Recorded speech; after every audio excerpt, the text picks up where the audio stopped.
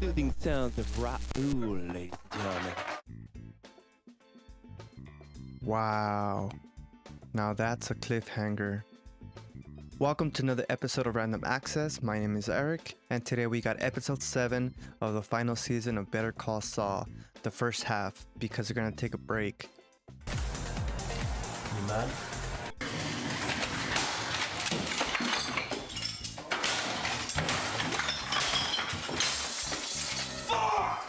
I don't know, but they're just trying to linger it on for as much as they can, maybe. This is probably the new thing now. Anyways, this is a spoiler review, so you've been warned. So with the intro, I'm glad it wasn't some stupid flashback for a character's backstory. The one that I would be interested in a flashback is Gustavo Fring. Remember in Breaking Bad, Don Eladio said, "I know where you came from and I know who you are." Maybe that's a future spin-off of Breaking Bad to Better Call Saul to maybe Gustavo's own show. I hate these stupid shots where like they just show extra stuff that I really don't care about. Is it really important to the story? Like seeing Lalo go take a shower? But then it made sense. Oh, they're trying to let us know that he's been in the sewers for days or maybe weeks. And sure enough, it was 4 days of him spying at the laundromat. We see a video recording of him talking to Don Eladio that he's been there 4 days, letting him know that he got everything out of Werner Ziegler's man to talk, and let him know that there's a super meth lab underneath the laundromat. So Lalo knows. And then when he was calling his uncle, Hector Salamanca, he quickly hung up. At first I didn't get it, but then it made sense when they showed that sure enough, Gustavo Fring traced the line and Mike was playing back the recording of the conversation between him and his uncle.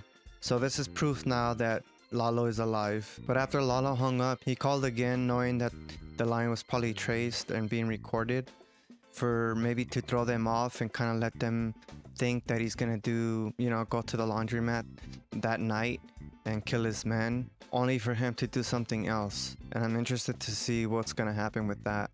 Then we see the guy at like the Walmart type of store, and I was like, oh, that looks like that judge guy. Maybe he's gonna be the one.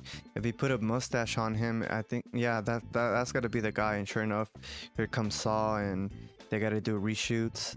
Anyway, that scene where Howard was in his conference room, and he removed this chair, and it's like, was that Chuck's chair? Like, or what does that represent? Like, okay, he's no longer alive. It's time to move on and just remove his chair altogether. That part with the spinning that soda can, I didn't know that trick.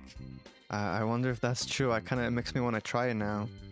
Anyways, I want to keep this brief, and I just want to talk about that cliffhanger. When I saw Lalo pulling out the gun with the silencer, I was like, no, they're gonna kill Howard. I wasn't expecting that.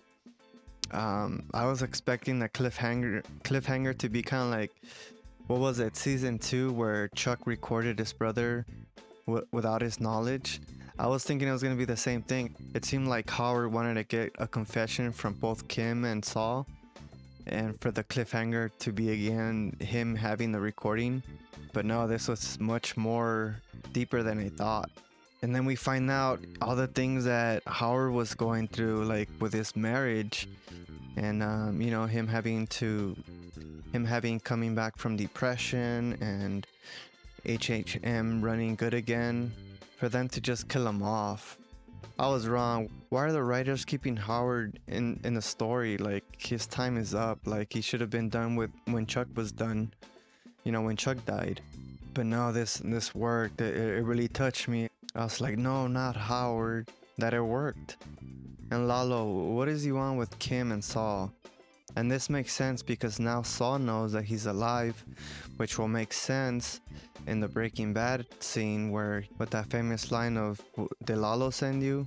It wasn't me, it was Ignacio." So that's established. Okay, so we got the D-Day out of the way, and now the remaining of the season, it's gonna be good, I believe, because every time they intermix Mike's story with Saul, it's just a banger. And with Lalo now inviting Saul and now Kim to the Gustavo and Mike storyline is gonna be intense, and I can't wait for that.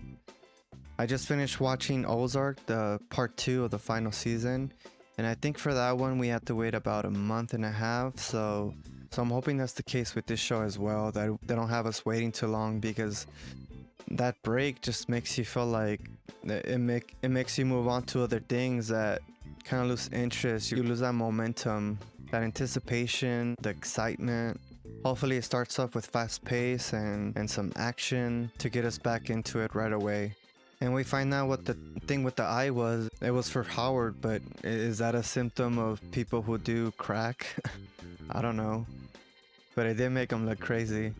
And this just kind of goes back to the first season, where we see the resolution of the Sandpiper case. Jimmy's gonna get his money. This is what Kim wanted. And now this is making me think that dream house that they wanted, is that the same house that we saw in the first episode of this season? So even though the episode didn't seem like a lot happened like the previous episode, it was interesting to see this other side of Howard, for him to make him look crazy and like he was out of it, and that swap with the pictures. And I knew it, that PI, I said it, like for all we know, you know, that's the PI that Saul got for his own scheme. But yeah, it sounds like a lot that they're doing, Kim and Saul, just to mess with Howard and get what they want. But it worked. But wow, the way Howard went out, that sucks. But yeah, good cliffhanger. Anyways, I'm interested to know your thoughts and your ideas, so comment below, and remember to like and subscribe, and I'll see you on the next one.